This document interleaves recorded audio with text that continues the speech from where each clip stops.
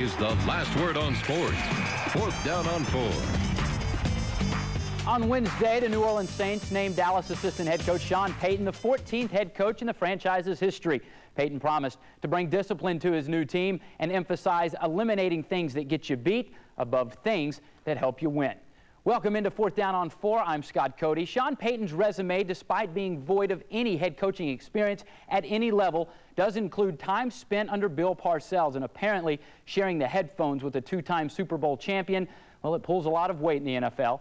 After he was introduced as the Saints' new head man, Payton sat down with our head man, Jim Henderson, to discuss his new job and his new city. A lot of people thought this would be a hard job to fill, given what happened here in August with Katrina and Rita. Did the hurricanes factor in at all to your willingness to take this job? You know, I think all it did for me, and I'm sure for probably the rest of the candidates, is bring up certain questions that you want to have answered. And I think once you get through that process, Mickey and I had two good long visits, Mr. Benson the same way. I'm excited to have this opportunity, but certainly you research a region, you research a team, and you get a feel for their plans. I know they're committed to New Orleans. I know they're glad to be back in this town with as long as they've been on the road and moving around. You know, it's really kind of unprecedented in sport, you know, what they've had to go through this past year. So, you know, I looked at all those things, and at the same time, I see some things about this that make it a great challenge. And, you know, those are the things that get you fired up in the morning, get you excited, and we got a lot of work to do, and I'm looking forward to the process. About a week ago in the All-Pro balloting, 50 votes at each position, not a single Saints player at any position got a single vote. Is that truly reflective of the talent or lack of talent on this football team? Well, I don't know that that'd be fair. I mean, I think when you lose, there are a lot of things that factor into it, and it's hard to say, hey, there's no talent on this team. It's hard to say, hey, the old staff did a terrible job. At the end of it all, there's usually a little bit of all of it that's gone wrong, and I know the first thing we've got to do is begin evaluating this team, this roster, before we can begin evaluating other players. But you know, hopefully we can make a change and make a dent. You know, there's a lot of work to be done, and that's, you know, that's one of the reasons why all of a sudden I'm here now and there's transition because of that, and so we're ready to get started on it. It's a day off with absolutely no commitments. How does Sean Payton enjoy it?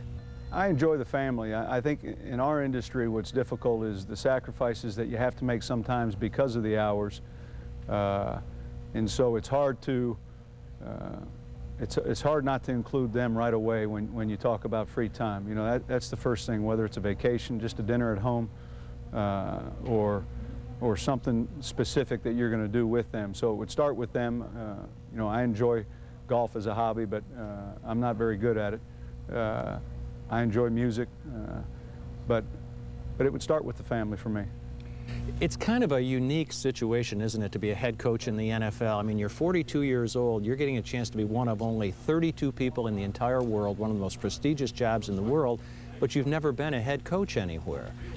That doesn't happen in other businesses. Not that it's unique to you, obviously. When you look at Eric Mangini yesterday and Jim Haslett here, a lot of people get their first shot in the NFL.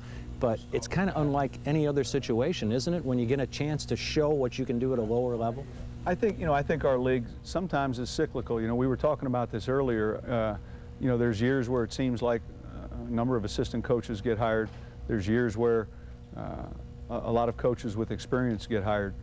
I think it's, you know, a lot of times the individual fit with the organization, the ownership, and the management, what they're looking for. And I think when this season ends and this off season ends, you'll see that. You'll see a balance between coaches that have not been head coaches before and guys that have. And I think that's something really, if you look back at the history of the league, it really hasn't changed. It's really been pretty consistent now. The amount of change and the frequency may have changed, or that might be happening at a quicker rate. But I think at the comfort level with each organization, what they're looking for and what they're targeting, and you know, they're certainly looking for some specific thing, but it starts, I think, with leadership and their vision for a young coach.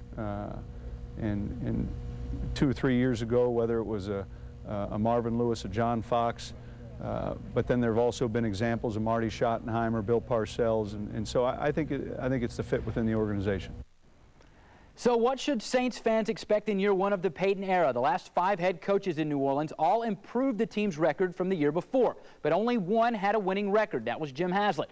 Payton will want to avoid a 3-13 campaign at all costs. The last 3 times the Saints have finished with that combination of wins and losses, the team has found a new head coach the following season.